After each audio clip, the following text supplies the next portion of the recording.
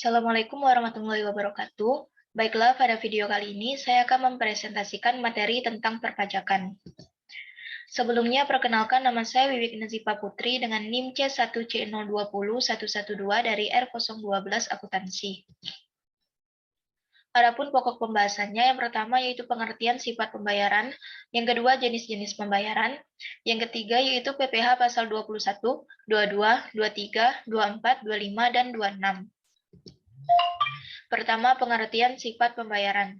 Ditinjau dari administrasi pemungutan pajak, pajak penghasilan merupakan pajak langsung, yaitu suatu jenis pajak yang pemungutannya dilakukan secara periodik atau berkala, yaitu setahun sekali.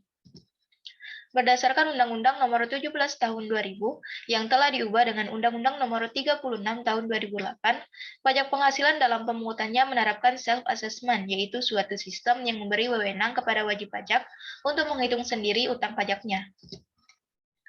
Hasil perhitungan bila terdapat kurang bayar untuk orang pribadi harus dilunasi paling lambat 31 Maret tahun takwim berikutnya dan SPT PPh harus disampaikan kepada Kantor Pelayanan Pajak selambat-lambatnya 31 Maret tahun takwim berikutnya. Hasil perhitungan bila terdapat kurang bayar untuk badan harus dilunasi paling lambat 30 April tahun takwim berikutnya dan SPT PPh harus disampaikan kepada Kantor Pelayanan Pajak selambat-lambatnya 30 April tahun takwim bulan berikutnya.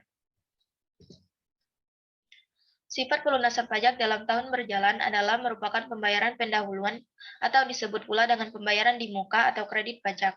Karena sifatnya yang merupakan pemungutan angsuran itulah, maka dapat dikreditkan sewaktu menghitung besarnya pajak terutang setiap akhir tahun.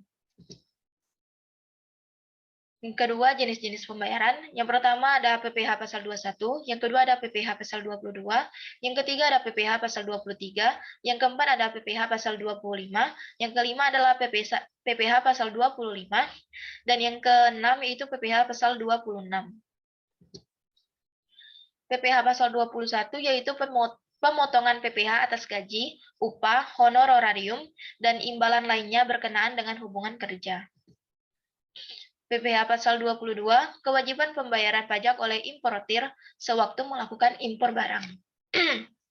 Yang pertama, menggunakan angka pengenal impor atau API, tarif pajak 2,5% dikali dengan nilai impor.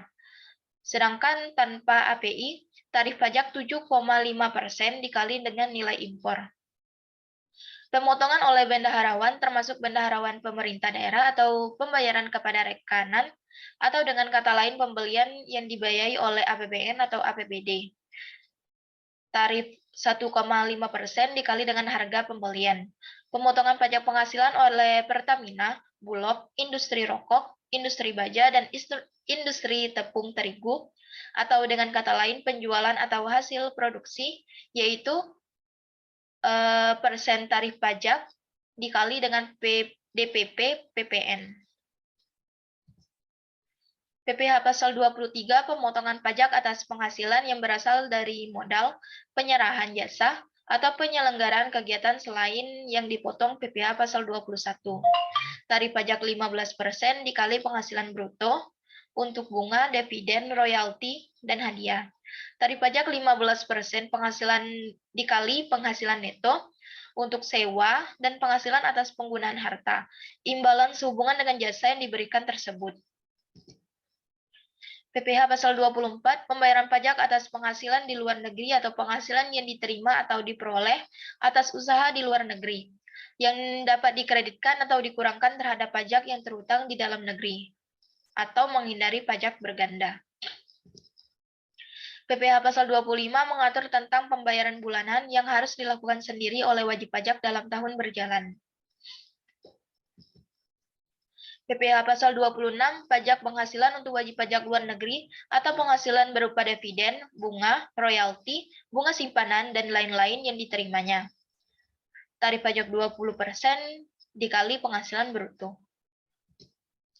Pemotongan pajak atas penghasilan kantor pusat dari usaha atau kegiatan, penjualan barang atau pemberian jasa di Indonesia yang sejenis dengan yang dijalankan atau dilakukan oleh bentuk usaha tetap di Indonesia. Pemotongan pajak atas penghasilan yang diterima atau diperoleh kantor pusat sepanjang terdapat hubungan afektif antara bentuk usaha tetap dengan harta atau kegiatan yang memberikan penghasilan yang dimaksud. Sekian video presentasi dari saya. Apabila ada kesalahan kata, mohon dimaafkan. Saya akhiri. Wassalamualaikum warahmatullahi wabarakatuh.